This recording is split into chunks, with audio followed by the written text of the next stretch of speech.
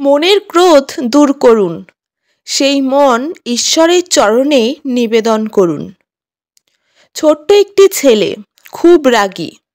বাবা কিছুতেই ছেলের রাগ নিয়ন্ত্রণে আনতে পারছেন না।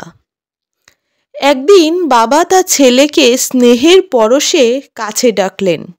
একটি পেরেক ভর্তি ব্যাগ দিয়ে বললেন, যতবার তুমি রেগে যাবে ততবার একটি করে পেরেক আমাদের বাগানে কাঠের বেড়াতে লাগিয়ে আসবে।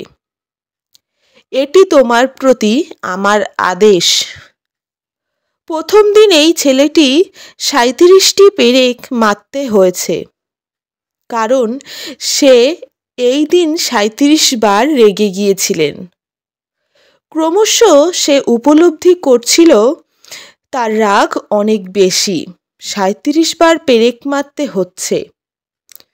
আরও ভাবল, কষ্ট করে পেরেক মারার চেয়ে রাগ কমিয়ে দেওয়া সহজ।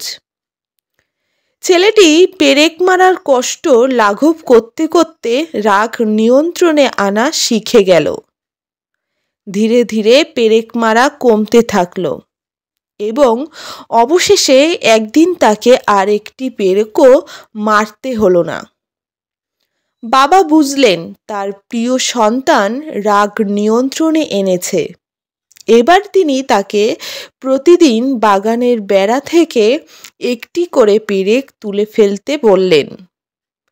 বাবার আদেশ পালন করল ছেলেটি।